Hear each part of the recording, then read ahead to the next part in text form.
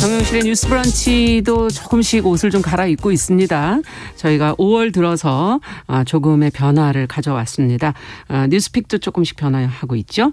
패널 구성이 달라졌는데요. 월수, 화목 이렇게 요일을 나눠서 두 팀으로 운영이 되고 있습니다. 오늘 화요일과 목요일을 책임져 주실 두 분이 오셨어요.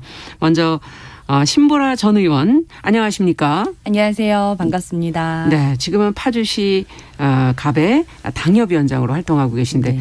첫 방송을 지금 하게 되신 기분이 어떠십니까?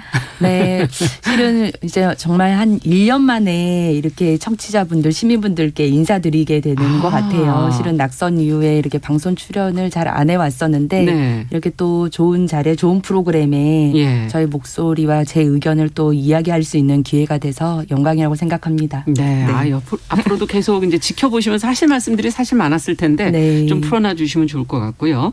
자, 파트너로는 정은혜 전 의원, 지금 현재는 국민대 혁신기업연구센터의 전임 연구교수로 활동하고 계시네요. 안녕하십니까? 네, 반갑습니다. 정은혜입니다. 네, 어떠십니까? 첫 방송의 네. 각오가.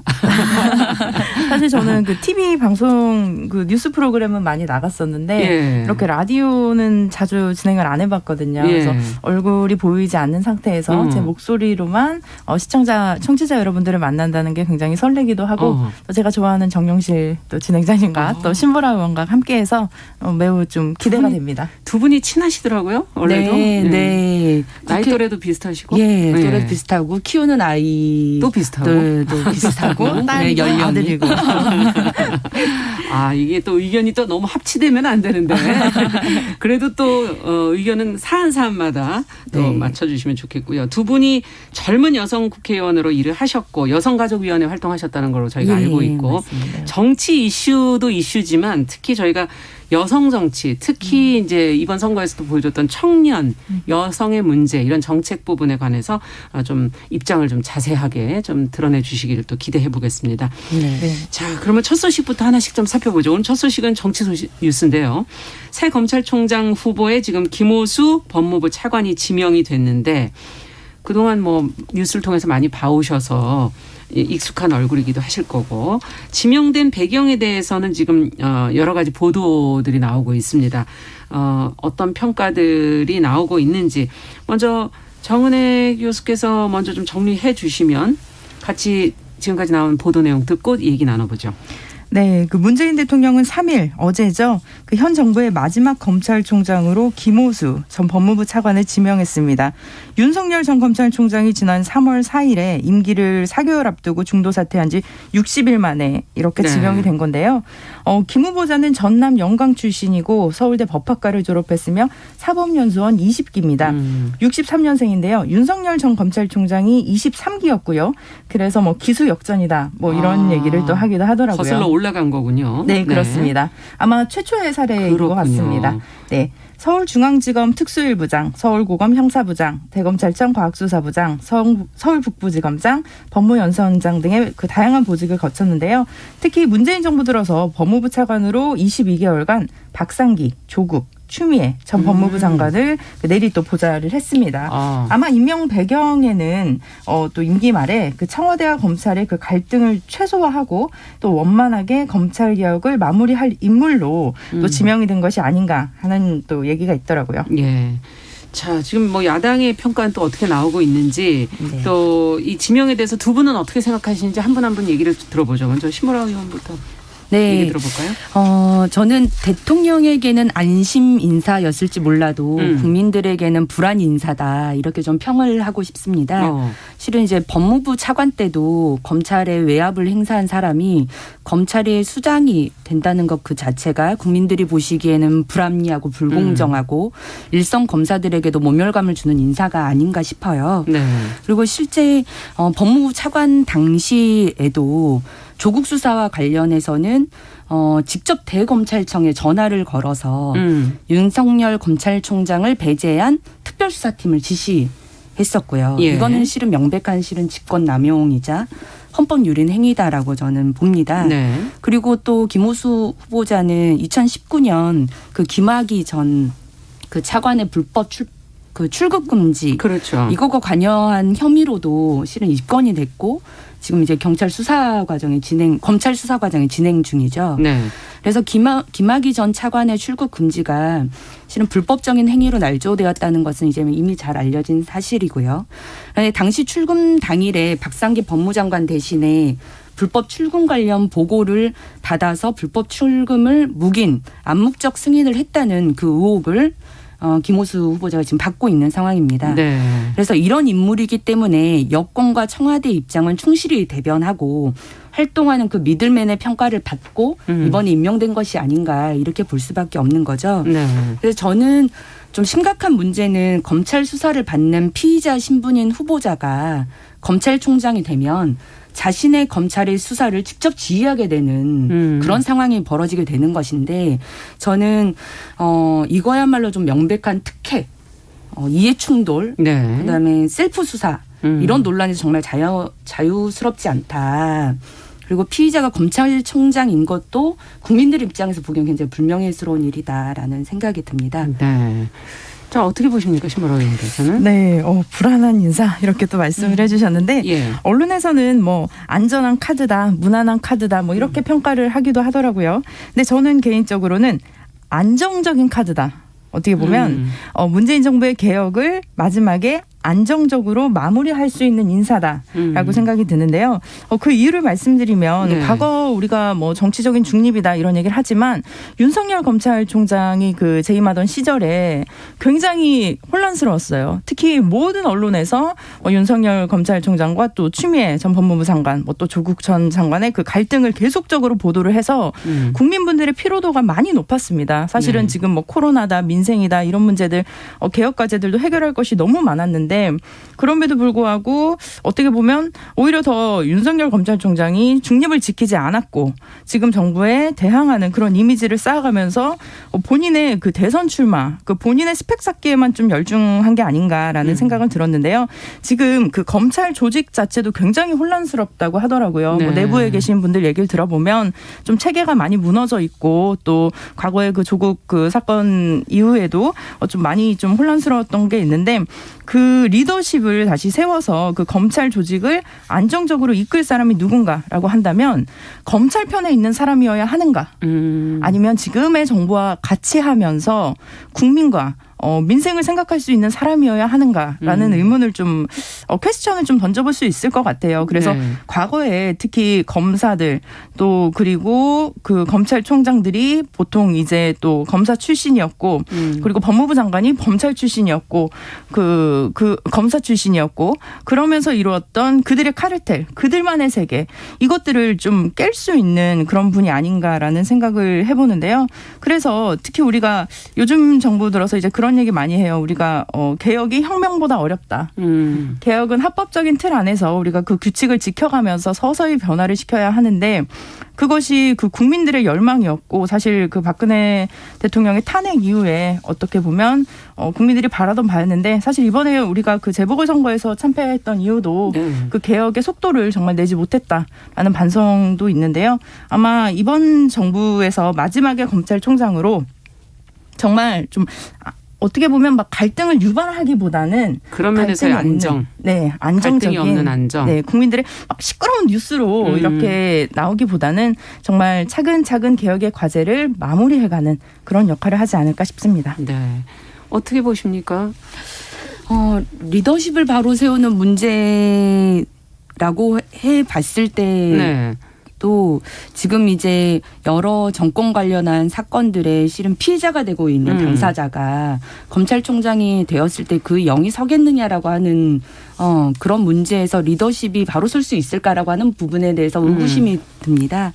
그리고 갈등이 없는 안정이라고는 했지만 실은 검찰이야말로 어떻게 보면 어느 정권도 수사할 수 있고 그러니까 공정성과 중립성을 유지해야 되는 곳인데도 불구하고 실은 지금 이제 검찰 수사가 정권을 겨냥해서 진행되는 수사들도 있거든요. 예. 그런 수사들이 이렇게 됨으로써 좀 무마될 수 있는 상황으로 되는 것 아니냐. 지금 김학의 전 차관의 관련한 내용도 그렇고 네. 그 윤석열 검찰총장을 배제한 특별수사팀 지시도 결국 그 검찰을 압박하고 강압한 전술들을 법무부 차관으로 있을 때도 사용을 했었는데 네. 이게 갈등이 없는 안정이 아니라 갈등을 외압으로 다스리려는 상황이 되지 않을까 하는 우려가 듭니다. 네. 네. 또 얘기를 더 하셔야 되니까. 네, 뭐 간단하게 말씀을 드리면 이제 예. 검찰 조직이라는 곳이 정말 그들만의 세계가 있었고 그 폐쇄성이 있었거든요. 그래서 우리가 뭐 선택적 수사다 뭐 이런 얘기도 하긴 했는데 물론 당연히 그 문재인 정부와 청와대를 또 정말 정당하게 수사하는 것에 대해서 저는 당연히 해야 할 일이라고 생각을 합니다. 그럼에도 불구하고 지금 검찰 내부에 있었던 뭐 검사들이 뭐 술접대를 받았던 그런 네. 문제들에 있어서도 지금 윤석열 검찰총장이 뭐 사실이면 뭐 사과하겠다 했는데 사과도 하지 않고 떠났고 사실 그 검찰 내부에서 일어나는 그런 불합리한 일들 그것들은 검찰 조직에 굉장히 익숙한 사람보다는 지금 정권에서 철학적으로 생각하고 있는 검찰의 개혁 그다음에 국정 운영의 과제 그다음에 우리의 미래 이런 것들을 함께 그려나갈 수 있는 분이 검찰총장이 되어서 약간 좀 브릿지 역할을 해주셨으면 좋겠어요. 그래서 검찰을 너무 적대시하지도 않고 그럼에도 불구하고 검찰 내부의 문제는 개혁하되 그리고 또 외부에 나가서는 또 뭐 문재인 정부라든지 뭐 그런 부분에 있어서도 뭐 수사하는 것도 지체하지 말고 그리고 정말 중립적으로 이번에는 해나갈 수 있는 그리고 또 이제 중간에 또 대통령 선거가 있기도 하잖아요. 예. 그렇기 때문에 정말 가장 중요한 위치에서 중요한 역할을 할 사실 지난번에 그 윤석열 검찰총장이 총장 임기를 시작할 때도 아마 그때도 후보자로서 아마 있었을 걸로 저는 기억해요. 2019년에 네 그때도 최종 후보자까지 올라갔던 분인데 그렇기 때문에 뭐 저는 뭐 충분한 그런 자질과 그런 경험이 있다라고 생각합니다. 개혁을 완수해야 된다라는 명분을 좀 얘기해 주셨고 신보라 전 의원께서도 더 하실 말씀 있으세요? 다른 주제들도 또 있기 때문에 예. 오늘은 여기까지 저희 그럼 얘기를 해보도록 하죠. 아직 뭐 이제 저희가 지명 후에 또 여러 가지 이야기들이 더 보도되는 걸 보면서 계속 또 뉴스를 같이 얘기 나눠보도록 하겠습니다. 자, 두 번째 뉴스는 한 편의점 브랜드가 남성 혐오 논란에 지금 휩싸였어요. 무엇이 문제인지 그것도 좀 살펴보고 싶고요. 그 안에서 어떤 말들이 지금 나오고 있는지 신보라 전 의원께서 좀 정리해 주시면 같이 한번 저희가 뉴스 내용을 들여다보면서 얘기 나눠보도록 하죠. 예, 최근 그 GS25가 SNS에서 공개한 캠핑 가자 그 이벤트 포스터가 그 남성 혐오 논란에 휩싸였던 건데요. 예. 이 포스터가 이제 감성 캠핑 필수템을 받고 캠핑 가자 이게 이벤트 내용이었는데 이제 포스터의 이미지가 문제가 됐습니다.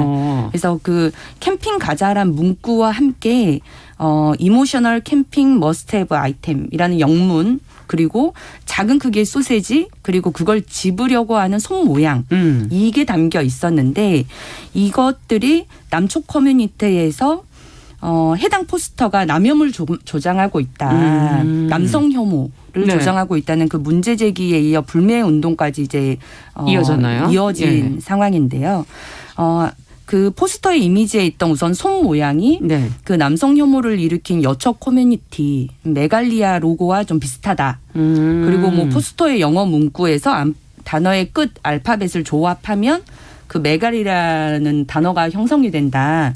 이런 것들을 종합해서 사실상 이 기업이 남성 혐오를 조장하는 이미지를 배포했다라는 주장입니다. 네. 근데 이제 GS25는 그 논란이 불거지자 포스터를 몇 차례 이제 수정을 했지만 또 다른 의혹들이 결국 제기가 되자 이제 삭제 조치를 하고 사과문을 게재를 했고요. 근데 이제 그 기업은 얼마 전에도 이제 편의점 점주가 페미니스트가 아닌 자를 모집 공고에 내게 돼서 그것도 여혐 논란에 좀 휩싸인 바가 있습니다. 그리고 이제 최근 이제 기업의 이런 홍보 이벤트 글에서 여혐 남혐 논란이 좀 일파만파 좀 퍼지는 모양새예요. 그래서 최근에 뭐 CU 같은 경우에도 온라인 홍보글에서 허버허버 뭐 이런 언어가 남성 혐오 단어다라고 해서 또 논란이 됐고, 그랬죠. 기업의 경찰청 같은 경우도 홍보글에서 여처 커뮤니티 이 상징이 똑같이 또 인용이 됐다 뭐 이런 지적이 있어서 오해 소지가 없어야 한다면서 관련 이미지를 또 삭제한 사례도 있습니다.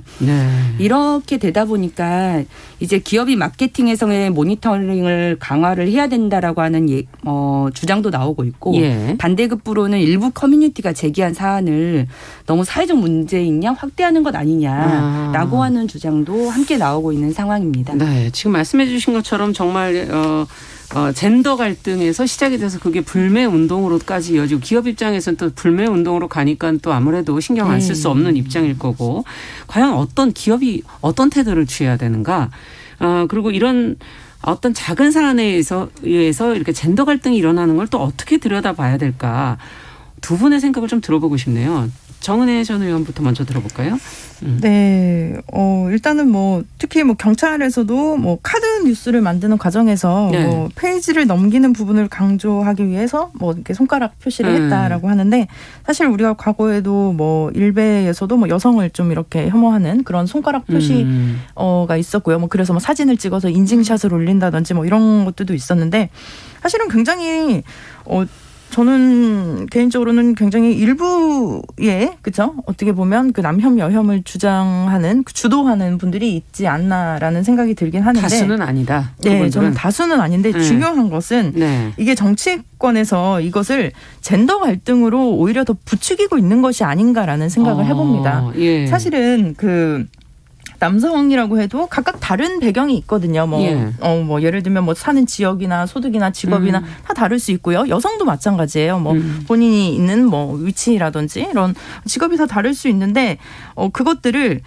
남성과 여성의 갈등으로 몰아서 뭔가 사실 남성이 예를 들면 여성의 일자리를 뺏고 여성이 남성의 일자리를 뺏고 이런 구도를 저는 만드는 게 아닌가라는 싶어요. 왜냐하면 가장 중요한 것은 지금 세대 간의 그 불균형된 계층 이동의 사다리거든요. 근데 지금 그 정치권에서는 오히려 이거를 모르고 있는 건지 아니면 알고 조장을 하는 건지는 모르겠지만 우리 또 신보라 의원도 같은 저희 80년대 세대로서 사실은 60년대생들 뭐 과거에 우리가 뭐 386이라고 하시는 분들은 대학교를 졸업하면 당연히 취직을 했고 취업을 했고 뭐 별 문제 없이 집을 굉장히 낮은 금액에 샀고 그리고 그 집이 지금 많이 올랐고요.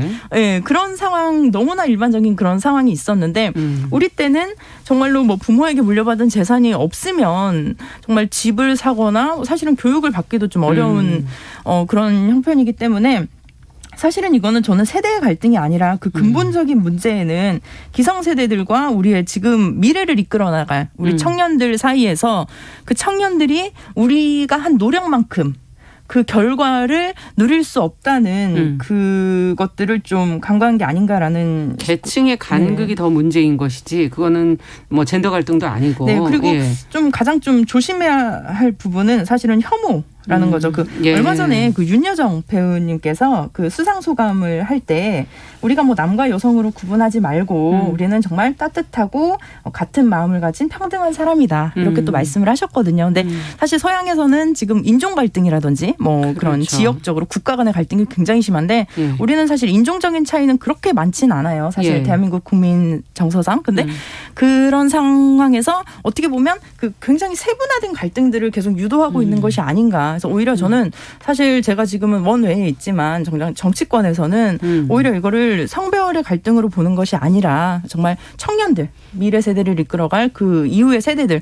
우리가 또 아이를 낳고 보니까 정말 그런 게 더 보이잖아요. 그래서 그 부분은 아마 신보라 의원도 좀 동의를 하실 것 같은데 또 어떻게 생각하시는지. 어떻게 생각하십니까? 아니 저도 이 부분에 대해서는 정은혜 의원과 크게 생각이 다르지는 않는 것 같아요. 근데 저도 이제 일부 여초 그 남초 커뮤니티가 특정 성에 대한 혐오를 이렇게 조장하는 방식은 정말 문제가 있다라는 생각을 하고요. 이게 사회적 공감대를 얻는 것도 아니고 다수 대중의 그 지지를 받는 상황도 저는 아니라고 보고요. 과거에 그 일베 같은 경우도 특정 지역들을 폄훼하면서 사회적으로 문제가 됐던 것도 사실이잖아요. 그런 현상과 다르지 않다 좀 판단을 합니다. 그리고 저는 지금 이 논란도 과연 좀 정상적인 논란인가라고 하는 부분에서 좀 의구심을 좀 제기하고 싶어요. 그러니까 실제 뭐 이렇게 뭐 손으로 뭔가를 짚는 어떤 그런 이미지라는 게 좀 보편화되어 있잖아요. 물론 이제 그걸 기업이 정말 악용했다거나 그거는 내부적으로 따져봐야 될 문제이지만 저도 실은 이번 그 언론에 보도되고 확대 재생산되고 이런 과정에서 그 손으로 짚는 그 모양이 그 여초 커뮤니티의 상징이라는 걸 처음 알았어요. 그러니까 그렇죠. 그만큼 그런 분들이 아주 많겠죠. 일반적이진 아는 부분이고 잘 알기도 어려운 부분들을 실은 극단적인 어떤 그 커뮤니티에서 문제 제기를 하고 그게 또 언론에 뭐 보도되고 또 확대되고 하면서 이게 전체 사회적 문제인 양 정말 커지고 있는 것 아닌가. 그래서 이게 실은 정말 정상적인 사회적 논란으로 볼 수 있느냐 하는 부분에서 좀 언론의 확대 재생산의 문제에 대해서도 좀 지적을 해 주시는 거네요. 예. 어떻게 보십니까? 저도 그 부분을 굉장히 좀 동의를 하는데요. 사실은 그 카드뉴스 그 포스터 같은 거 만드는 과정을 보면 저도 그런 걸 이렇게 좀 만들어 본 적이 있는데 실제로 거기에 이미지들이 있어요. 그래서 그 이미지를 우리가 구매해서 저작권이 있기 때문에 그 이미지를 뭐 함부로 우리가 도용할 수 있는 건 아니고요.